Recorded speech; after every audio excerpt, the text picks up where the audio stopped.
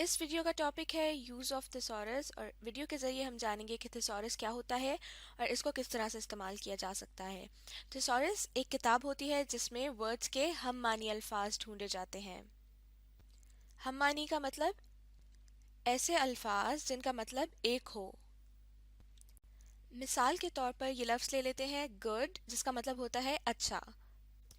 और गुड का हम मानी लफ्ज़ क्या हो सकता है? नाइस, क्योंकि नाइस का मतलब भी होता है अच्छा। थिसॉरस में ना सिर्फ हम मानी अल्फाज बल्कि थिसॉरस में हमें ऑपोजिट्स यानी उल्ट मानी वाले अल्फाज भी मिल जाते हैं।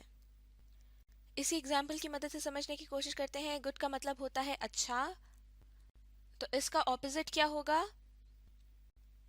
बैड यानी बुरा। गुड और नाइस का मतलब होता है अच्छा, तो ये दोनों हम मानी अल्फाज हैं और हम मानी अल्फाज को इंग्लिश में सिनोनिम्स कहते हैं। और इसी तरह गुड और बैड हैं ऑपोजिट यानी उल्ट मानी वाले अल्फाज, और इनको इंग्लिश में एंटोनिम्स कहते हैं। तो थिसॉरस एक ऐसी किताब होती है जिसमें हमें सिनोनिम्स और एंटोनिम्स मिलते हैं। सिनोनिम्स का मतलब सेम मीनिंग्स यानी ऐसे अल्फाज जिनका मतलब एक होता है, और एंटोनिम्स ऑपोजिट मीनिंग्स यानी उल्ट मानी वाले अल्फाज। जैसे कि अभी हमने बात की थी गुड की, गुड के सिनोनिम्स होंगे फाइन, नाइस एंड प्लेजेंट, क्योंकि इन तमाम अल्फाज का एक तरह से मतलब होता है अच्छा। और इसी तरह गुड के एंटोनिम्स यानी ऑपोजिट मीनिंग्स होंगे बैड, पुअर और ऑफुल, और इन तमाम अल्फाज का भी मतलब है बुरा, जो कि गुड का ऑपोजिट है। और ये तमाम अल्फाज हमें मिलेंगे थिसॉरस में। एक और एग्जाम्पल की मदद से सिनोनिम्स और एंटोनिम्स के बारे में समझने की कोशिश करते हैं।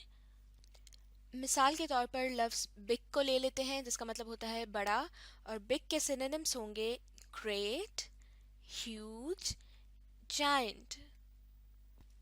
और ये सिनोनिम्स क्यों हैं? क्योंकि इन तमाम अल्फाज का एक मतलब है।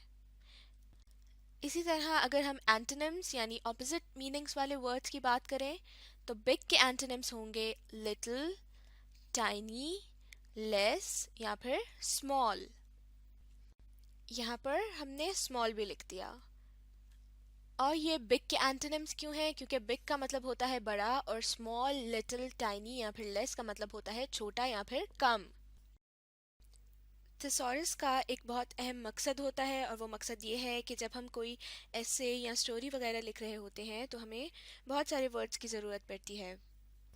तो अगर किसी चीज़ के बारे में बात करते वक्त हम एक ही लफ्ज़ को बार बार इस्तेमाल करेंगे तो वो बहुत बोरिंग लगेगा और बहुत ज़्यादा रिपीटिशन हो जाएगी, यानी एक चीज़ को बार बार या फिर एक लफ्ज़ को बार बार इस्तेमाल करने से हमारी राइटिंग या हमारा पैराग्राफ वगैरह अच्छा नहीं लगता।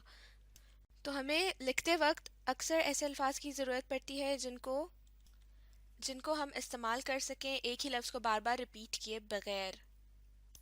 तो उस वक्त के लिए थिसॉरस हमारे काम आती है।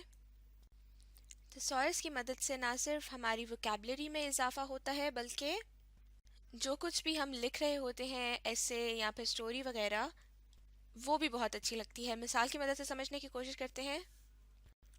मिसाल के तौर पर आप एक म्यूज़ियम में गए हैं और उस म्यूज़ियम के बारे में आपको कुछ लाइंस लिखनी हैं। तो अगर म्यूज़ियम के बारे में आप इस तरह से लिखते हैं कि I went to a big museum, it was a big place, the building was big, और we saw some big statues there वगैरह वगैरह, तो यहाँ पर आपने नोट किया होगा कि लफ्ज़ बिग को बार बार रिपीट किया जा रहा है, जो कि सुनने या फिर पढ़ने में अच्छा नहीं लगता। तो अगर हम इन्हीं लाइंस को इस तरह से पढ़ें कि I went to a big museum, it was a great place, the building was huge and I saw some giant statues there, तो यहाँ पे हमने देखा कि हम बात वही कर रहे हैं कि जगह भी बड़ी थी, बिल्डिंग भी बड़ी थी और वहाँ पर हमने बड़े बड़े स्टैचूज देखे, लेकिन फ़र्क ये है कि लफ्ज़ बिग की जगह हमने बिग के सिनोनिम्स का इस्तेमाल किया, जिसकी वजह से ये लाइंस अब सुनने में पहले से बहुत बेहतर लग रही हैं, और इसी वजह से थिसॉरस का इस्तेमाल किया। तो स्क्रीन पर इस वक्त आप थिसॉरस के पेज का एक हिस्सा देख सकते हैं जिसमें कि लफ्ज़ वॉन्डर के सिनोनिम्स दिए गए हैं, और यहाँ पर बताया गया है कि वॉन्डर एक वर्ब है, और यहाँ पर हम देख सकते हैं वॉन्डर के सारे सिनोनिम्स, और साथ साथ वॉन्डर को जुमले में इस्तेमाल करने का तरीका भी सिखाया गया है। तो वॉन्डर एक वर्ब है और वॉन्डर के सिनोनिम्स हैं एम्बल, रैम्बल, रोम, सॉन्टर, स्ट्रोल वगैरह। और ये तमाम अल्फाज वॉन्डर के सिनोनिम्स इसलिए हैं क्योंकि इन तमाम अल्फाज का एक तरह से मतलब होता है इधर उधर घूमना। सेंटेंस की मदद से समझते हैं। My friends and I spent the afternoon wandering around the neighbourhood, यानी मैंने और मेरे दोस्तों ने दोपहर इधर उधर घूमने में गुजारी। तो अब तक हमने इस वीडियो में सीखा कि थिसॉरस एक ऐसी किताब होती है जिसमें हमें अल्फाज के सिनोनिम्स और कभी कभी एंटोनिम्स मिलते हैं। अब हम थिसॉरस से मुताल्लिक एक एक्टिविटी करके देख लेते हैं। तो देख लेते हैं कि हमें एक्टिविटी में क्या करना है। Look up the meanings in thesaurus and match the columns, यानी थिसॉरस में हमें इन अल्फाज के सिनोनिम्स देखने हैं और कॉलम ए में से सेम मीनिंग वाले अल्फाज को कॉलम बी में मैच करना है। तो अगर आपके पास थिसॉरस नहीं है तो इंटरनेट पर भी आसानी से अल्फाज के सिनोनिम्स मिल जाएंगे।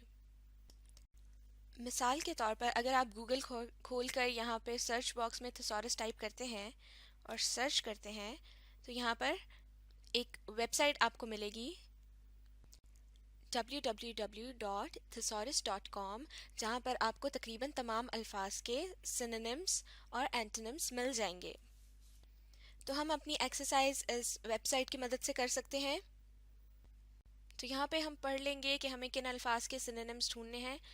प्रिमिटिव, ऑफुल, इनफ, बिगैन, स्पैंक्ड, और कॉलम बी में है started, beaten, ancient, terrible and sufficient. तो सबसे पहले देखेंगे कि प्रिमिटिव का सिनोनिम इन अल्फाज में से कौन सा है। प्रिमिटिव का मतलब होता है बहुत पुराना, पुराने दौर का। तो हम वो वेबसाइट खोलेंगे www.thesaurus.com और वहाँ पर सर्च करेंगे प्रिमिटिव का सिनोनिम। यहाँ पर ये सर्च बॉक्स होता है जिसमें आप वो लफ्ज़ टाइप करते हैं जिसका आपने सिनोनिम्स ढूंढने होते हैं। तो यहाँ पर हम टाइप कर देंगे प्रिमिटिव,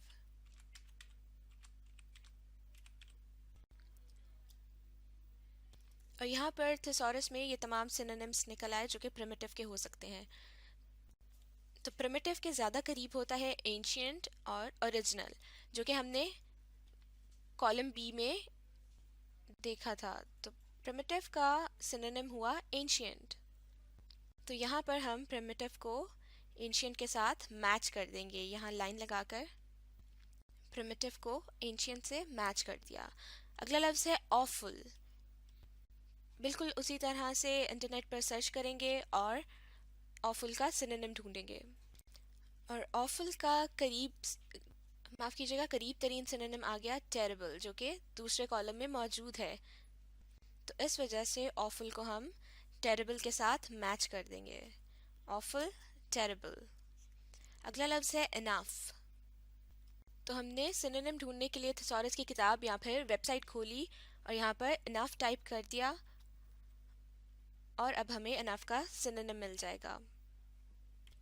और यहाँ पर सिनोनिम्स की लिस्ट में सफिशिएंट भी है जो कि कॉलम बी में मौजूद था। इस वजह से इनफ को सफिशिएंट के साथ मैच कर देंगे।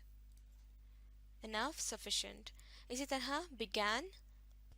बिगैन का मतलब होता है शुरू हुआ, और कुछ ऐसे अल्फाज होते हैं जिनका मतलब आपको पहले से आता होता है, यानी आप उसका मतलब पहले से जानते हैं, तो उसको बगैर थिसॉरस या फिर इंटरनेट के आप खुद से भी मैच कर सकते हैं। जैसे कि कॉलम बी में स्टार्टेड का मतलब भी शुरू हुआ होता है, इसलिए हम बिगैन को स्टार्टेड से मैच कर देंगे। इसी तरह आखिरी ऑप्शन जो बची है वो है स्पैंक्ड, जिसका मतलब होता है मारा पीटा गया, और यही मतलब होता है बीटन का।